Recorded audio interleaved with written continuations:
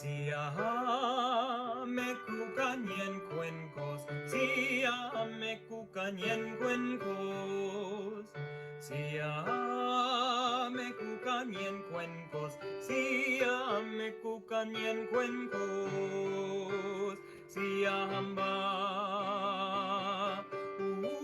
siamba kukanyen cuencos, siamba. Siame kukanyen cuencos. We are marching in the light of God. We are marching in the light of God. We are marching in the light of God. We are marching in the light of God. We are marching. We are marching in the light of God. We are marching. We are marching in the light of God.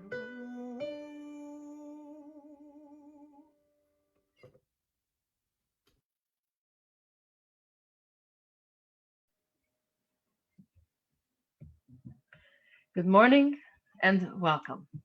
I am Reverend G, minister at the Unitarian Universalist Community Church. Our building is on Shaver Road in Portage, in Michigan, of course, on the ancestral lands of the Peoria Potawatomi people. We pay our respects to the elders past, present, and emerging. Our church is the little brick building with the rainbow flag and the Black Lives Matter banner out the front because we believe that love is love, and it is our responsibility to dismantle white supremacy and build the beloved community that benefits us all. If you are joining us on Facebook for the first time, welcome. We love it that you chose to tune in and spend this time with us.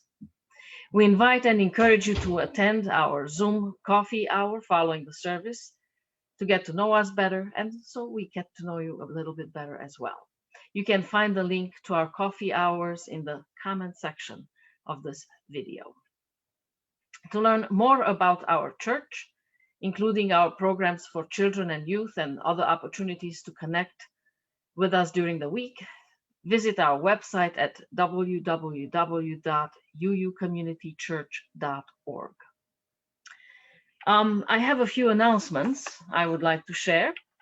Our COVID task force will be hosting a reopening forum on Tuesday, June 15 at 7 p.m. Members and friends are invited to come and share your thoughts about how we can reopen our building in a responsive yet inclusive manner. Personally, I really look forward to this conversation. We are looking for input on the direction and how we can meld the two ways of being, in person and a robust online presence at the same time. Our sustainability group will host a special guest, Tom Hackley, at our next meeting, which is on June 21st at 7 p.m. Tom will share some insights about adding solar panels to our building. I hope that you will join in as well. This is an opportunity for all of us to walk the talk. We care about the environment, so what can we do personally to contribute and do our part in combating global warming? Newcomers, you are always welcome to join our virtual meetings, and if you care for more information, be sure to visit our website. Now, I am going to hand it over to Miriam. But before I do that, I would like to thank everybody who is contributing this morning to making our church experience pleasant, meaningful. It takes a lot of work, it takes a lot of people, and all of you who are involved, special thank you. Miriam always The Tasco family, the Nelson family this morning are contributing in a grand way. So I'm grateful for every single one of you. It wouldn't be the same without you. And of course, I thank you, our visitors in attendance. Um, we are very grateful for your presence. So today is a special morning when our youth is going to lead this service. And we give our youth this opportunity a couple of times a year. This is one of them. We care to learn what their thoughts are. We want to know what is the work that they're doing downstairs. Well, downstairs. It used to be downstairs when we were in our physical building. Now they're doing it on Zoom, so in their own special way. What is the work that they are doing? We want to hear them share. We want to hear their voice.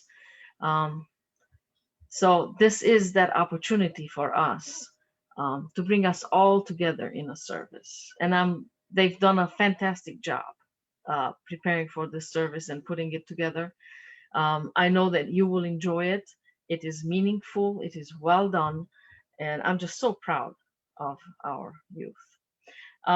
So I will hand it over to Miriam, who is our youth director, and she'll take it from here. Miriam. Good morning. I am Miriam Epskamp. It is a joy for me to introduce today's speakers.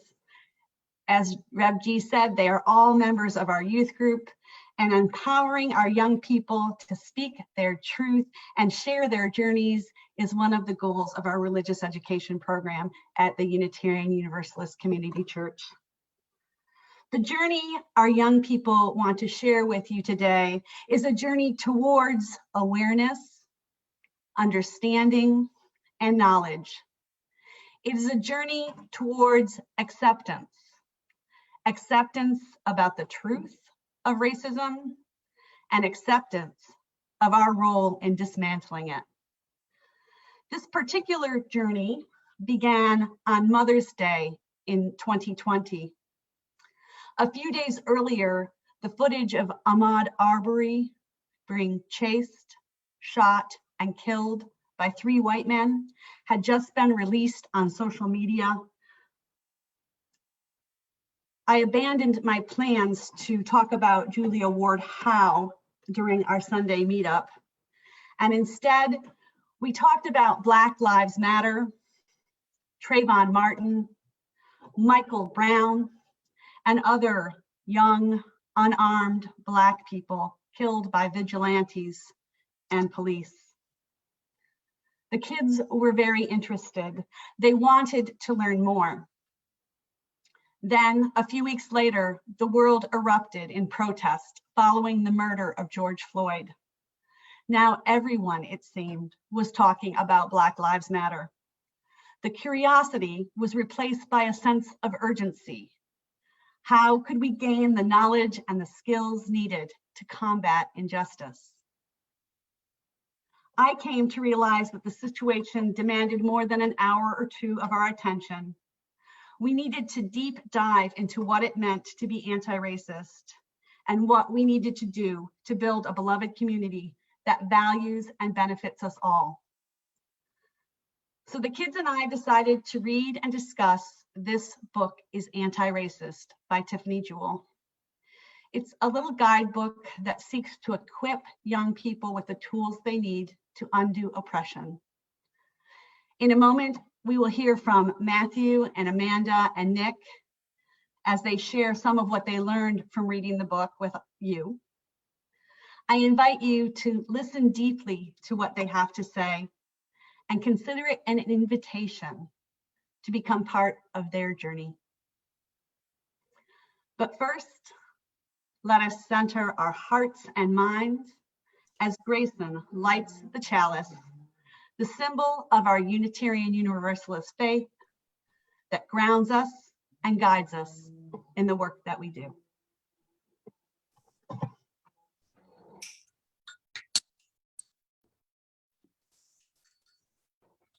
We light this chalice for the light of truth, the warmth of love, the power of peace, and for luck.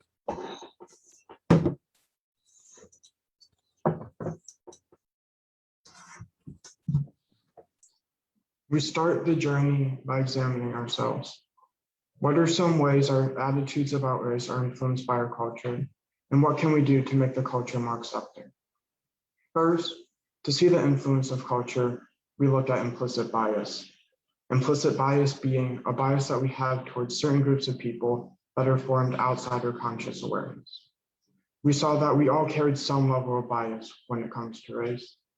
Recognizing this fact, we realized that the overall culture plays a very important role in the way individuals see other groups of people. We then concluded that creating a more inclusive and anti-racist community requires making sure that marginalized groups are given more positive representation in media, as well as platforms to tell their stories, and that we teach people to be more understanding. One major part of this process is to be able to recognize and prevent discriminatory behavior, no matter how small. This is when we learned about microaggressions. A microaggression is defined by the Oxford Dictionary as a statement, action, or incident regarded as an instance of indirect, subtle, or unintentional discrimination against a member of a marginalized group, such as a racial or ethnic minority. Which we learned in class was analogous to a mosquito bite, meaning that those who receive microaggressions all the time might react in a way that seems too extreme to those who rarely receive microaggressions. Also, microaggressions, like mosquito bites, with the potential to spread deadly diseases, can carry lifelong consequences.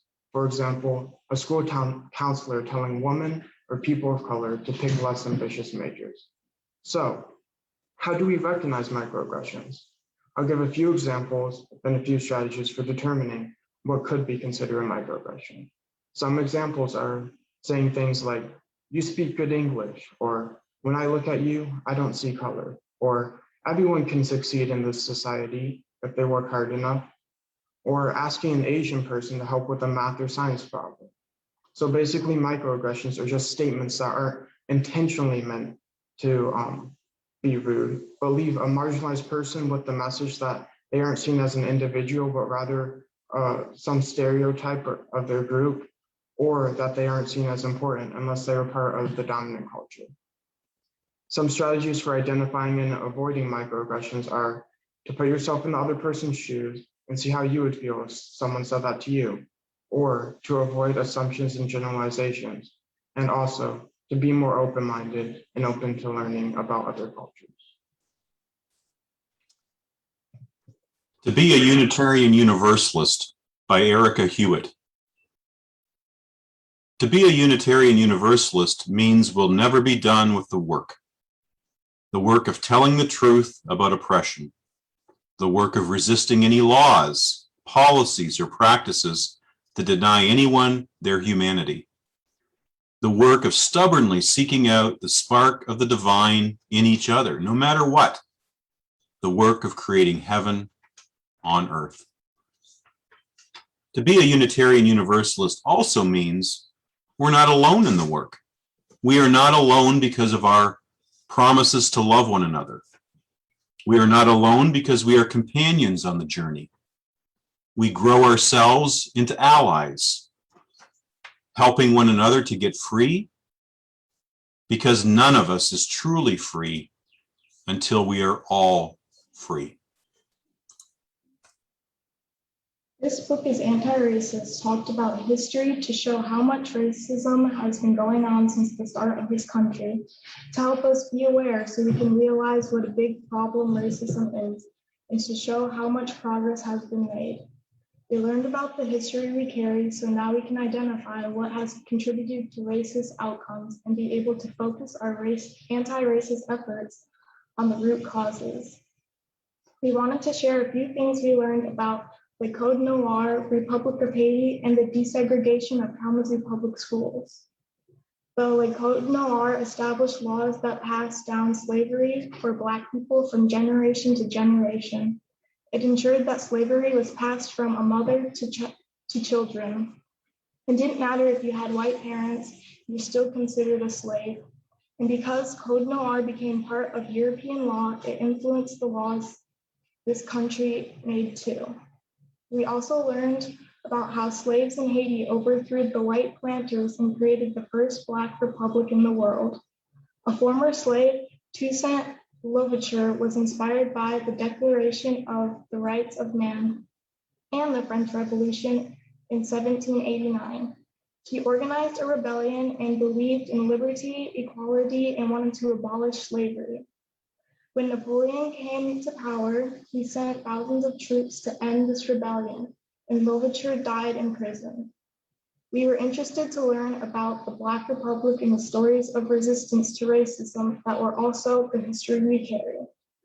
We also learned about the desegregation order in the Kalamazoo Public Schools in the 1970s. This is history we carry with us too.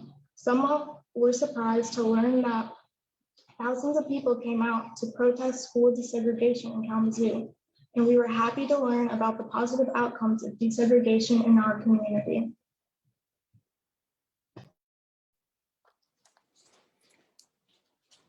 Five Ways to Address Social Justice with Children by Dolisha. First, books. Read books that expose racism, stereotypes, and bias. Also read books that include stories of people standing up to injustice. Second, experiences. Provide opportunities for children to interact with people who do not look like them. Give them the opportunity to watch diverse television shows and movies. Third, the news.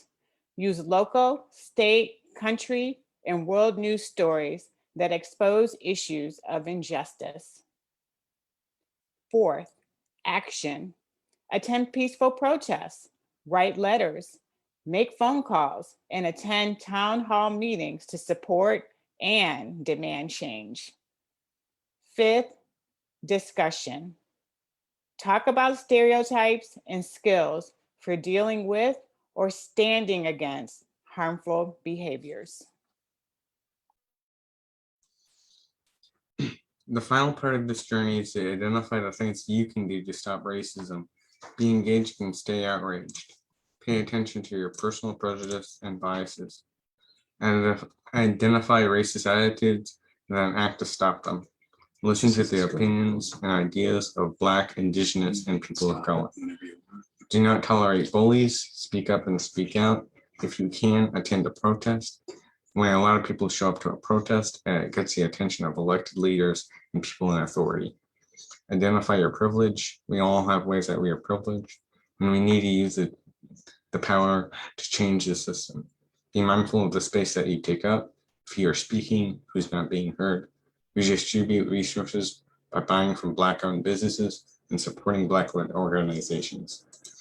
Always keep learning. Something that we can do as a congregation is to adopt the 8th principle. The 8th principle was developed by Paula Cole Jones. It reads, "We are journeying towards spiritual wholeness by working together to build a diverse, multicultural, beloved community with our actions that are fundamentally dismantle racism and other oppressions in ourselves and our institutions." We've learned that many congregations that around the country have adopted this principle to make anti-racism an explicit part of being UU. We could do this too. You can stand up and speak out right now by signing a petition to help Daunte Wright and his family to get justice. Daunte Wright was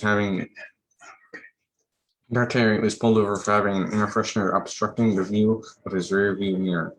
The officers refused to tell him why he was pulled over, and so he got back in his car to drive away, and they shot him. The car traveled several blocks before crashing into another vehicle. He died at the scene of the crash. His body was left on the street for hours by the police. He was a 20-year-old man and is the father of a 2-year-old. We have put a link to change.org demanding justice for Daunte in the chat if you want to add your name right now. The journey to stop racism is a long and hard one. It started before we were born and will probably continue our entire lives. Only heaven knows how we will get there, but we know we will.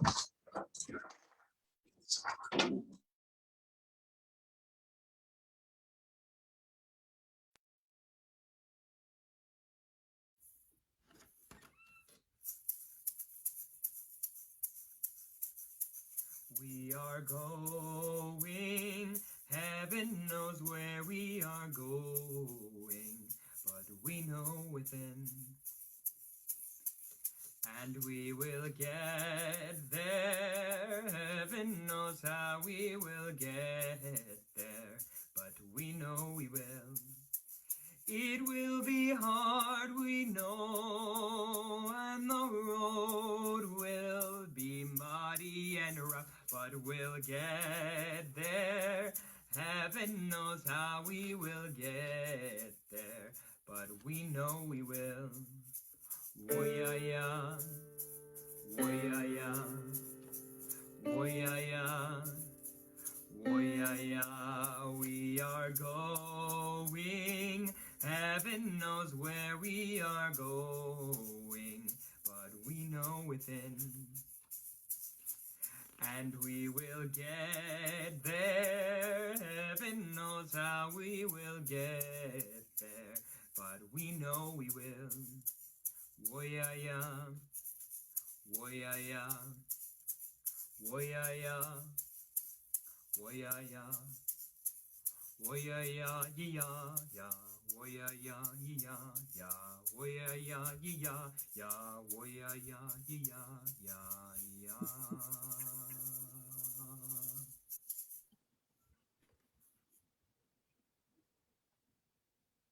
Thank you, Nick and Amanda and Matthew, for sharing the things that you learned with us and challenging us to gain understanding, to commit to learning, and to try to change the things that we can change so we can build a diverse, multicultural, beloved community that values and benefits us all. The youth group's journey towards awareness, knowledge, understanding, and acceptance is not the only journey we will acknowledge today. This June marks an important milestone for one member of our youth group as they move out of our religious education program and begin their journey as a faithful adult. We help prepare our young people for this moment with a program we call Coming of Age. We invite our young people to choose an adult mentor from the congregation and spend time exploring their personal values and beliefs through a series of guided conversations with that mentor. At the end of the process, the young people are asked to share some of their core values with us. This is a truly impressive undertaking to spend time in serious self-reflection and self-examination, to formulate your ideas, and then to have the courage to speak them aloud in front of an audience. UUCC graduate Grayson Tasco, I am so very proud of you for undertaking this task. I had the pleasure of being Grayson's mentor this year. Grayson has been attending the Unitarian Universalist Community Church for about half of his life. It has been a joy watching him change and grow over the years. Grayson has a skeptical mind and a contrarian soul. I look forward to the times when he pushes back on what I have to say or asks hard questions. It helps keep me on my toes, and it lets me know that he's thinking deeply about what I have to say. One of the silver linings of the pandemic is that the kids and I have got to spend a lot of time, especially in the early days, just playing games and having fun together. It was during this time that I began to appreciate Grayson's sarcastic sense of humor and get to see him laugh more than I have ever did early on a Sunday morning at church. I love to see Grayson laugh. Another thing I admire about Grayson is the very close relationship he maintains with his brother Nick. It makes my heart feel good to see them genuinely enjoying each other's company. And when I press Grayson to list the people in his life for whom he is grateful, Grayson always includes Nick on the list. Grayson is a very private person So the things that he chose to reveal to me during our coming of age conversations felt very precious. During one of my favorite conversations, he shared his ideas of what an ideal life would be like. He said he would like to have a job where he could create things and build them with his hands, a job that would allow him to work on his own terms. He dreams of being independent and free and surrounded by people who are patient, friendly, and make him feel comfortable for who he is. I love this vision of an ideal life centered in meaningful work and good people. I don't think I could have come up with that when I was 18 years old. I hope that he is able to achieve his dreams. At this moment, Grayson's not exactly sure what the future holds or exactly how he will get where he wants to go, but he's fairly confident he'll work something out. As the song says, oh yeah, yeah. Grayson, thank you for sharing your time and your thoughts with me. It has been an honor.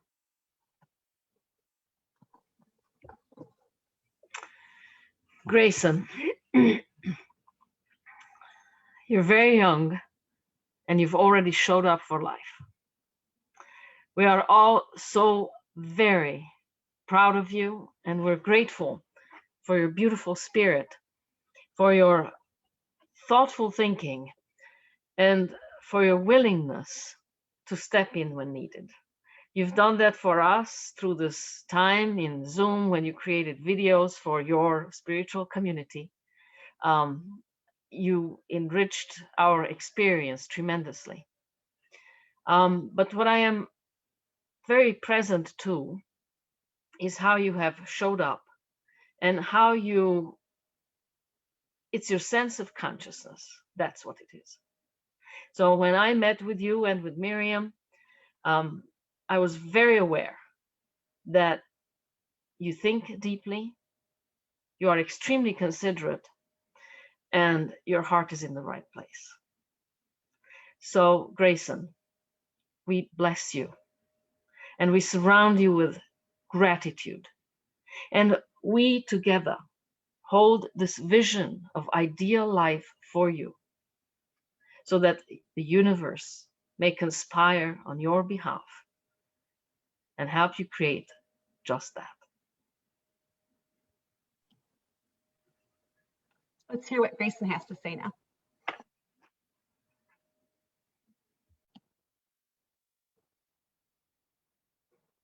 The Coming of Age program has been an interesting experience for me. I have had conversations about topics that I don't normally think about, and they have been very enlightening. They have helped me to develop the core values that I believe in: the freedom to find personal truth and the acceptance of others' beliefs regardless